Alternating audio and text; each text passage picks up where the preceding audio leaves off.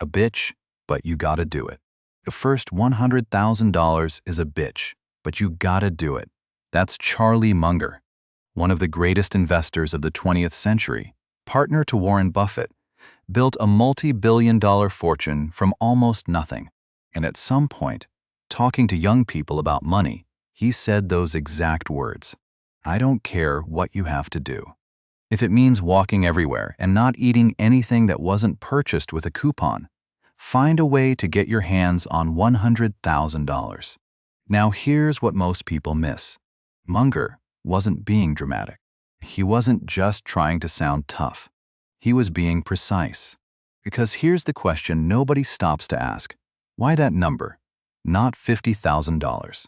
Not $200,000. Why did one of the smartest investors alive specifically name $100,000 as the threshold? The answer is mathematical. And once you understand it, your whole relationship with the money you earn changes permanently. If you're in your 20s or early 30s right now, working hard, saving what you can, feeling like it's going too slowly, what we're about to cover is the most practically useful financial framework you can have at this stage of your life. The reason $100,000 is different from every other savings milestone comes down to compound growth. Not the concept. You've heard the concept. The mechanics. Specifically, where on the growth curve that $100,000 sits, and what changes about the nature of wealth building the moment you cross it. Here's the simplest version. If you have $10,000 invested and your portfolio returns 7% this year, approximately the long-run average annual return of the S&P 500, adjusted for inflation, you earned $700. Real money, but barely noticeable. At $100,000, that same 7% gives you $7,000. At $200,000, it gives you $14,000 per year, without doing anything, without extra hours, without a raise. For someone earning $50,000 a year, $14,000 is 28% of their gross salary, generated passively. That's the inflection point. Below $100K, you are essentially the engine. Above it, you have a co-engine, and the co-engine keeps getting stronger the further past $100K you go. That's the mechanical answer to why Munger said what he said. The rest of this episode is going to show you exactly how it works, why the first $100K is so much harder than everything that comes after, and what to do this week to get there faster than you think. But to understand why $100K is the threshold, you first need to know how compound interest actually works. Because what you learned in school missed the most important part. How compound interest actually works, not the school version. Almost everyone has been taught that compound interest is interest on interest. That's technically correct. But it misses the single most important thing about how the growth curve actually behaves, and it explains why the early years of investing feel so unrewarding to so many people. Think of compound growth as a curve on a graph. Time on the horizontal axis, portfolio value on the vertical axis. Here's the thing about that curve. It is not straight. In the early years, it's nearly flat, annoyingly flat. You're investing month after month consistently, and the line barely moves faster than if you'd hidden the money in a drawer. That's not because compound interest isn't working. It's because your contributions are doing almost all of the heavy lifting when the balance is small. Let me give you the numbers at 7% annual return. $10,000 earns $700 in a year. $50,000 earns $3,500. $100,000 earns $7,000. $200,000 earns $14,000. $300,000 earns $21,000. Notice what's happening. The growth is proportional to the balance. Each additional $100,000 adds another $7,000 per year in passive returns. But the impact that growth has on your financial life is not linear at all. When you have $10,000 invested, and you're also putting in $12,000 per year from your own contributions, the market is contributing less than 6% of the total. You're doing 94% of the work. The market is a minor passenger. At $200,000, you're putting in $12,000 per year, and the market is contributing $14,000. The market is now doing more work than you are. The inflection point, the place on the curve where it starts to bend meaningfully upward, typically arrives somewhere between $75,000 and $150,000, depending on your return rate. Below that threshold, you're working for your money in a very direct, effortful sense. Above it, your money starts working for you at a pace that genuinely starts to rival your contributions. And eventually, much further along, the market becomes the dominant engine, and your contributions are actually the minor addition. The curve is what it is. The only variable you control is when you get to the bend. And getting there faster is harder than most people expect, for reasons that are worth understanding precisely. Now that you can see why the threshold matters, here's the harder question. Why does getting there take so long? Why the first $100 K is disproportionately hard? There are three distinct forces that make the first $100,000 harder than any subsequent $100,000. They work together. Understanding them clearly is what lets you actually counter them, instead of just feeling frustrated. The first force, in early accumulation, your savings rate controls almost everything. When your balance is small, market returns on that balance are small. At $20,000 invested, a 7% return adds $400 per year. Your own monthly contributions add far more. The market is not going to save you at this stage. Your behavior, how much you invest, how consistently, is the dominant variable by a wide margin. The second force. Lifestyle pressure is highest in your 20s. This is the decade when income rises fastest, when the people around you are visibly upgrading their spending, when treating yourself is culturally normalized and socially rewarded. The raises are real. The temptation to match spending to those increases is constant and powerful.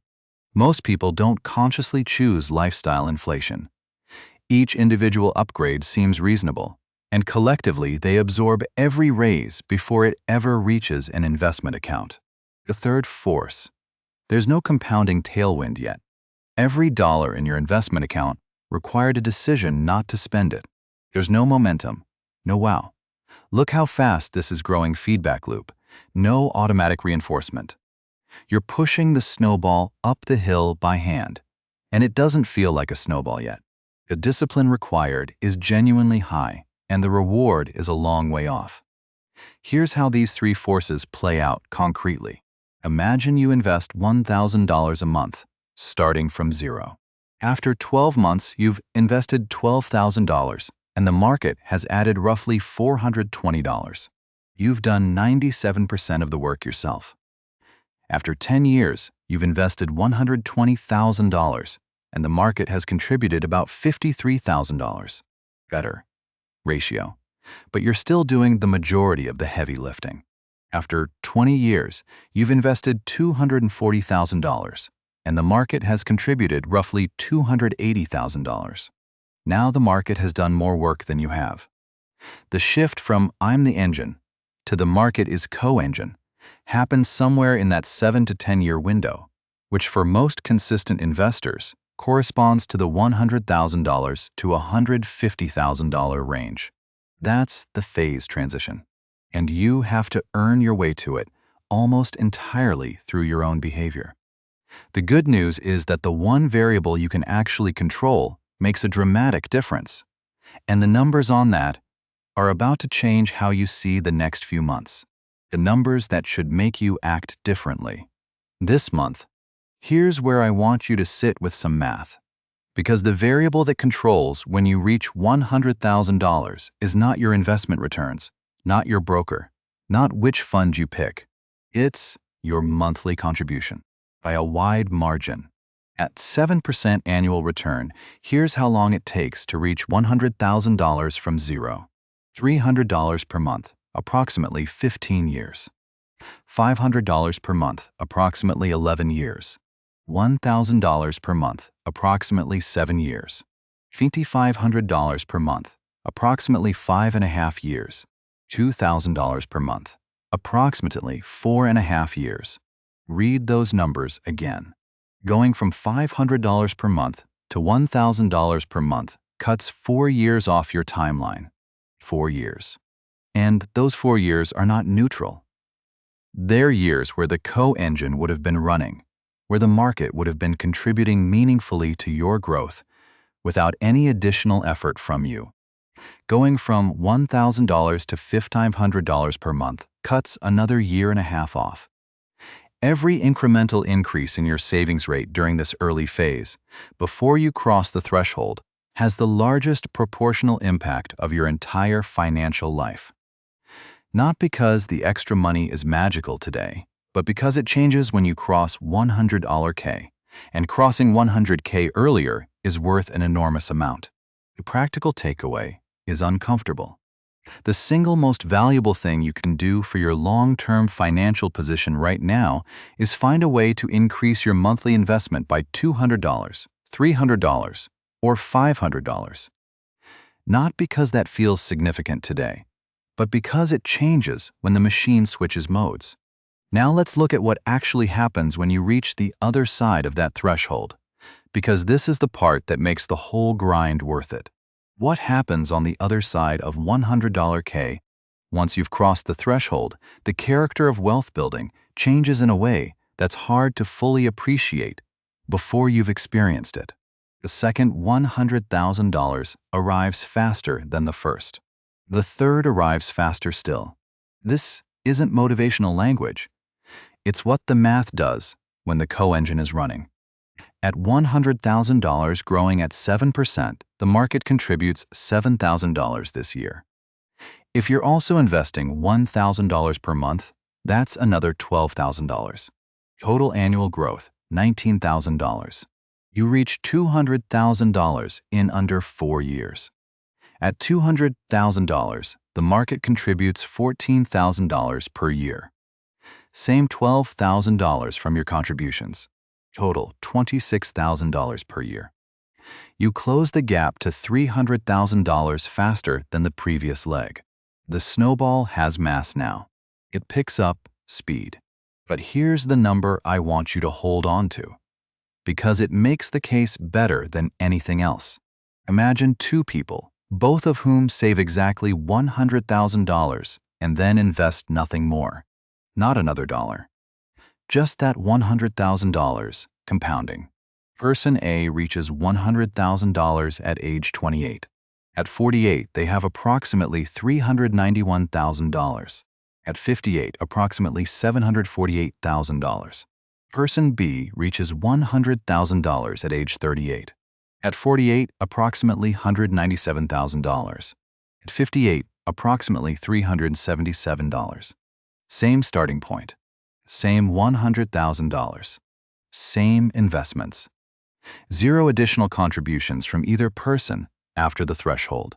But the 10-year head start is worth roughly $371,000 at age 58, without any additional money put in after that point. The age at which you first cross $100,000 is, in isolation, worth hundreds of thousands of dollars over your lifetime. That's not a figure of speech. That's the compound interest formula, applied to the actual numbers. And it means that every year you spend in your 20s not building toward that threshold is genuinely expensive in a way that most people never calculate. The problem is that a lot of people earning good money still don't cross this threshold in their 20s. And the reason is something almost nobody talks about directly: the high-income trap. More money, same timeline. Income does not automatically mean reaching $100K faster. This is one of the most common misconceptions among smart, high-earning people in their late 20s. And the numbers show it clearly. The mechanism is lifestyle inflation. As income rises, spending tends to rise proportionally. Not because people are careless, because every individual upgrade along the way seems completely earned and reasonable. A nicer apartment when you land a real job. A better car when you get promoted. Better restaurants, longer vacations, better everything. Each decision makes sense in isolation.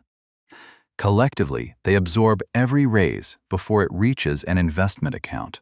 And the savings rate stays flat or actually falls as a percentage of income, even as income grows. Here's the math on how this plays out. Person A earns $60,000 a year and invests $2,200 per month. That's a 24% savings rate. They reach $100,000 in roughly 6.5 years.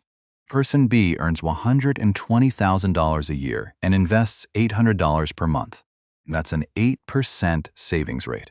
They reach $100,000 in roughly 7.5 years. A full year later, despite earning twice as much. Where is person B's extra income going? 2 extra restaurant meals per week, about $200 per month. A nicer apartment than the baseline. $400 more per month. A car payment that fits the lifestyle, about $300 per month. Total lifestyle premium, $900 per month. Here's what that $900 actually costs. Invested consistently for 30 years at 7%, $900 per month compounds to approximately $1.1 million. The visible cost of those upgrades is a nicer address and a better car. The invisible cost, the one that never appears on any invoice, is the $1 million those monthly payments displaced. I'm not arguing for austerity. I'm pointing at the exchange rate. Every significant lifestyle upgrade you take before crossing $100K has a compounding cost that almost nobody calculates in the moment. The question is not, can I afford this? The question is, what does this cost me in time before I reach the threshold? And what is that time worth? The answer to that question lives in the account architecture you set up. Because that's where every dollar you do invest either works at full efficiency or doesn't. The account architecture that gets you there. Most people have their savings in the wrong places, not wrong investments, wrong types of accounts. And this structural mistake costs them years of tax-advantaged compounding that they can never get back. Here's the 3-layer architecture that builds the engine correctly. Layer 1, the emergency fund. 3 to 6 months of essential expenses sitting in a high-yield savings account. This money is not invested in equities.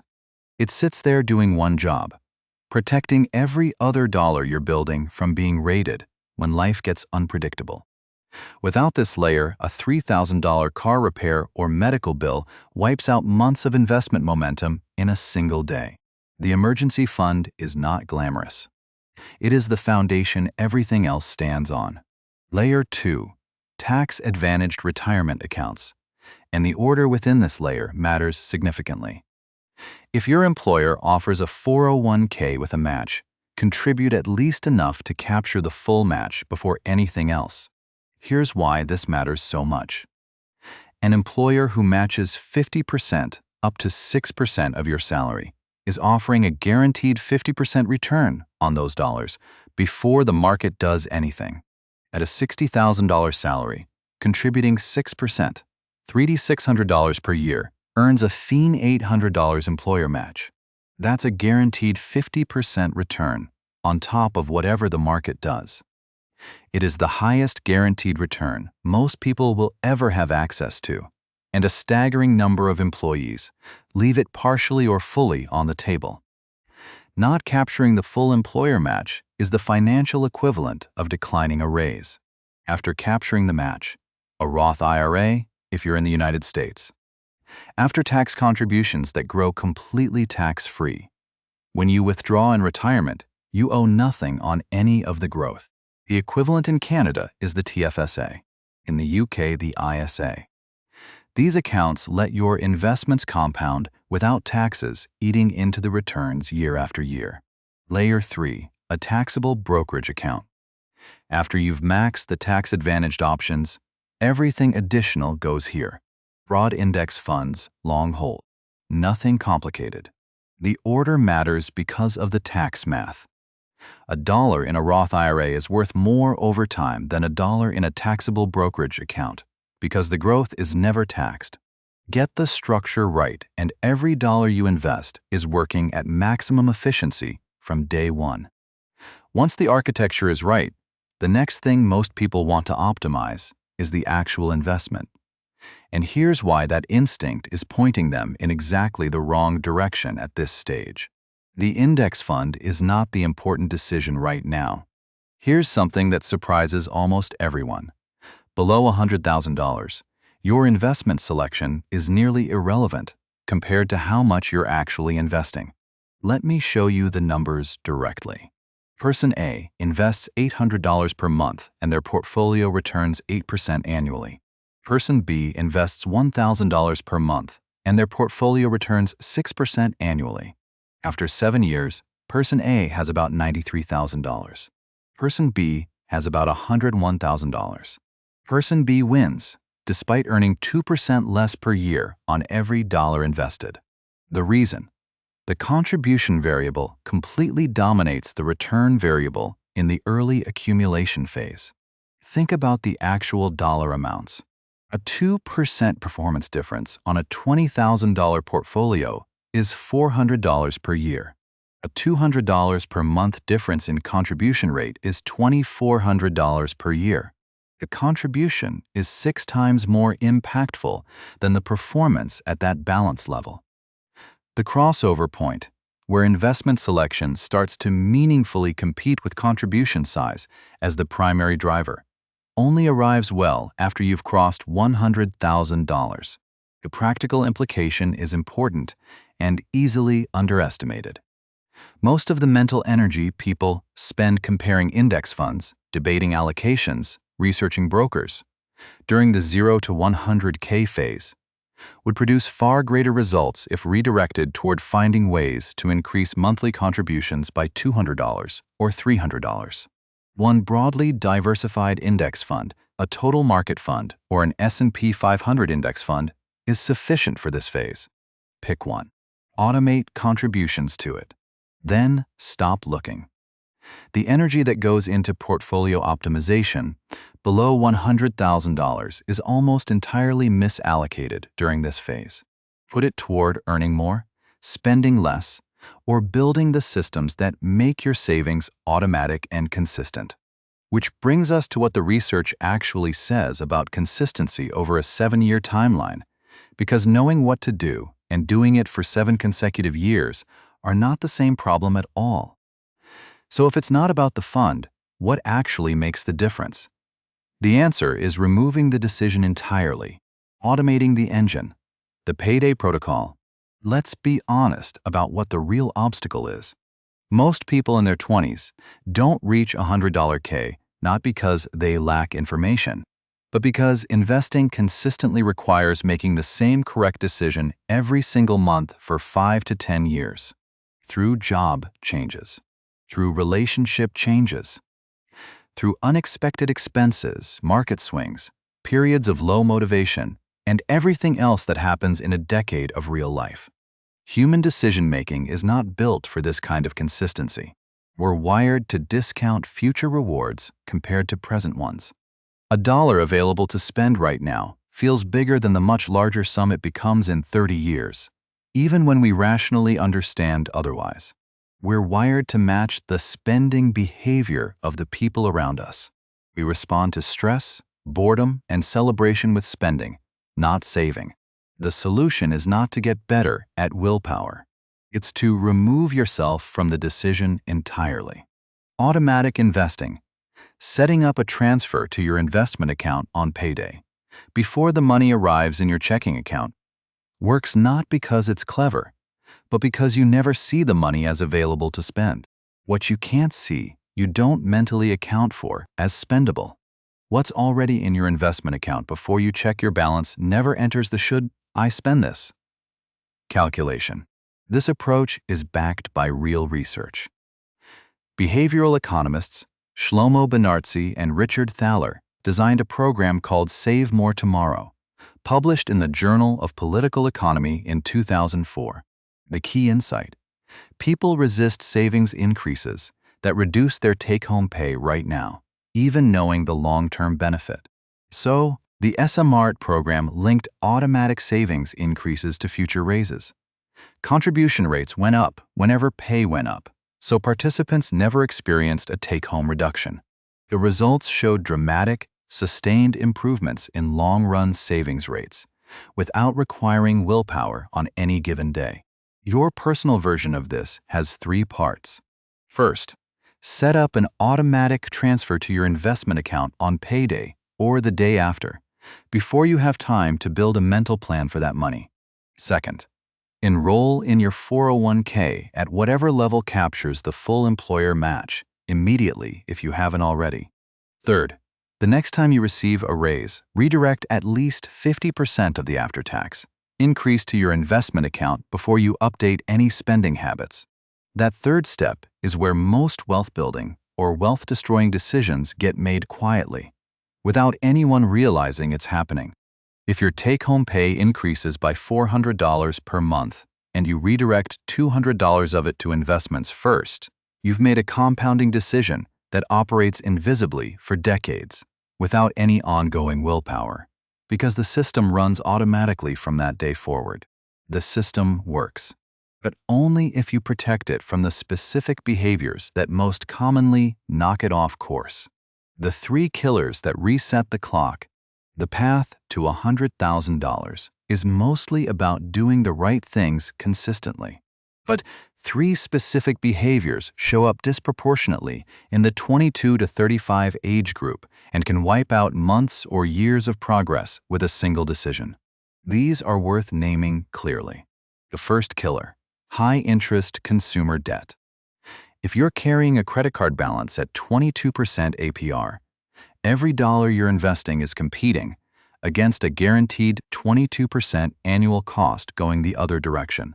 Think about that exchange. The long-run average return on a broad stock market index is 7 to 10% per year. The interest rate on credit card debt is 22%. Paying off that balance is a guaranteed 22% return, better than anything the stock market has consistently delivered. If you have high-interest debt and you're also investing in equities, the math is not working in your favor. Deal with the debt first. $5,000 in credit card debt at 22% costs $100 per year in interest. That's equivalent to needing a 22% investment return on that $5,000 just to break even. The stock market does not reliably deliver 22%. The credit card company does, going the other direction. Eliminate it. The second killer: no emergency fund. Without 3 to 6 months of liquid savings, any significant unexpected expense, a medical bill, a job gap, a major car repair, forces a withdrawal from your investments. If those investments are in a retirement account, you may face early withdrawal penalties on top of the disruption. If the market is down when you need the money, you lock in losses. And psychologically, watching months of careful accumulation disappear in a single week is exactly the kind of event that causes people to stop investing entirely for months or years afterward. The emergency fund isn't about earning high returns on that cash. It's about keeping the investment account untouched through the random downturns that life guarantees will happen. The third killer: keeping long-term money in low-return accounts out of fear. This one is subtle because it feels responsible. Leaving $30,000 in a savings account at 0.5% while telling yourself you'll invest it when the market is less volatile is a guaranteed slow loss after inflation. Cash erodes purchasing power silently and permanently. A market decline, while frightening in the moment, is followed by recovery. Inflation erosion on cash is quiet and relentless. The risk of not investing is just as real as the risk of investing badly. It's just slower and harder to see on any given day. Clear all 3 from your path and your savings rate operates at full power, which brings us to the one habit that keeps most people in the game long enough to actually reach the threshold: tracking net worth. The one number that changes your behavior. Most people track their bank balance. That number tells you almost nothing about whether you're actually building wealth. Net worth, Total assets minus total liabilities is the number that matters. And there's a specific behavioral reason why tracking it monthly changes how you make decisions throughout the week. When saving feels like deprivation, people stop. When saving feels like accumulation, like building something real, something visible and measurably growing, people keep going. Net worth tracking makes that progress visible in a way that a checking account balance never does. Research on habit formation, documented by James Clear in Atomic Habits, shows that visible, measurable progress toward a meaningful goal is one of the most powerful drivers of sustained behavior. For wealth building, the core problem is that the payoff is 30 years away, and the sacrifice is right now, this month, this week. Net worth tracking moves the reward closer. You can see on the first of every month that your wealth went up, even in a month where the market was flat, even in a month that felt tight. The line trends upward over time, and that visible progress is what keeps most people going through the difficult years before $100K. Practical setup: a spreadsheet or a free app. Empower, formerly Personal Capital, and Monarch Money are both solid options. Open it on the first of every month. Pull in your investment account balances, any other assets. Subtract what you owe on any debts. That's your net worth. Then mark the milestones. Every $10,000 increase is worth acknowledging. Not because you've arrived, but because recognizing progress on a long journey is what keeps people on the journey. The people who quit before crossing 100K usually do so because the process felt invisible and unrewarding, not because they ran out of money or motivation. Make it visible. Track the number. Celebrate the increments. And that sets up the most important question of this whole episode. How do you actually start or accelerate what you've already started this week? The week you start is the most important week. Here's the honest summary of everything we've covered. Before $100,000, you are the engine. Almost every dollar in your investment account is there because you chose to put it there instead of spending it somewhere else. That phase is genuinely hard. It requires sustained behavior with no automatic reinforcement, and it takes most people somewhere between 5 and 10 years, depending on how aggressively they pursue it. Munger wasn't being dramatic when he described it as a bitch. He was calibrating expectations accurately for people who were about to embark on it. After $100,000, you have a co-engine. The market starts contributing at a pace that becomes increasingly meaningful. The second 100K arrives faster. The third faster still. The snowball has mass and picks up speed on its own. And the age at which you first cross that threshold, whether it's 28 or 38, is worth hundreds of thousands of dollars in net worth by the time you reach your 50s and 60s. Not as a figure of speech, as the output of compound interest formula applied to the actual numbers. Charlie Munger named that specific threshold because he understood the mechanics. He knew that $100,000 is where the nature of the machine changes. And he knew that most people let their 20s pass without understanding that the most valuable financial decision of that decade is crossing the line as early as possible. Here is what to actually do this week. Step 1. If you don't have a Roth IRA and you're in the United States, open one today. It takes about 15 minutes online through any major brokerage. Fidelity, Vanguard, Schwab all offer them with no account minimum.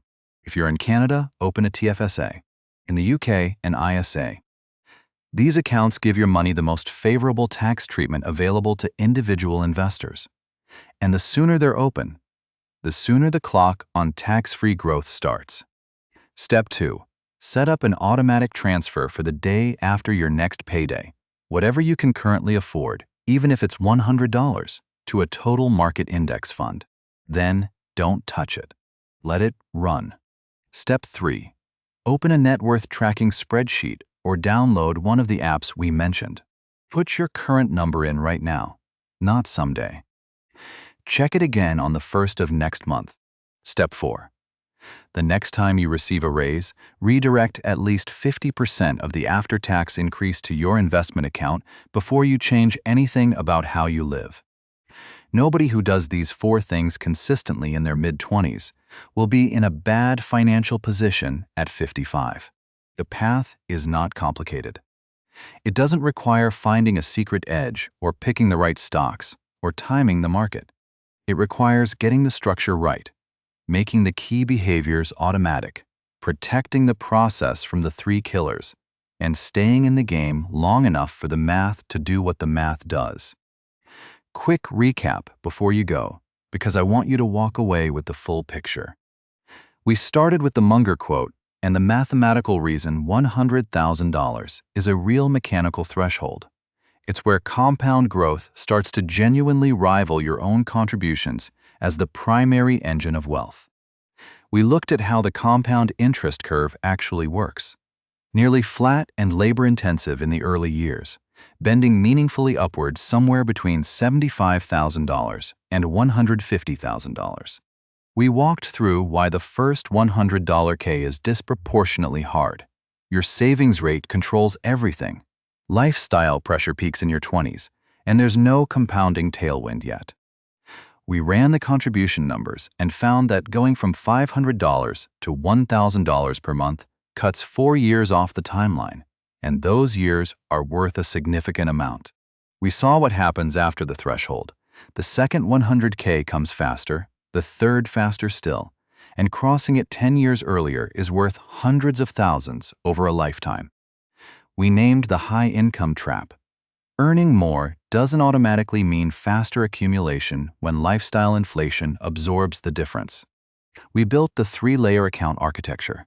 Emergency fund first, then tax-advantaged accounts in order, then taxable brokerage. We established that below $100K, contribution rate dominates investment selection by a wide margin. Optimize the savings rate, not the fund. We walked through the Payday Protocol. Automate the investment, link savings increases to raises, remove the decision from the equation. We identified the 3 killers: high-interest debt, no emergency fund, and keeping long-term money in low-return accounts out of fear. And we made the case for monthly net worth tracking as the visible feedback that keeps behavior going over the years it takes to cross the threshold. The first $100,000 is the hardest $100,000 you'll ever build. After that, the machine starts helping you. Get there as early as you can and let it run. If this episode gave you something useful, share it with someone who's in their 20s trying to figure this out. See you in the next one.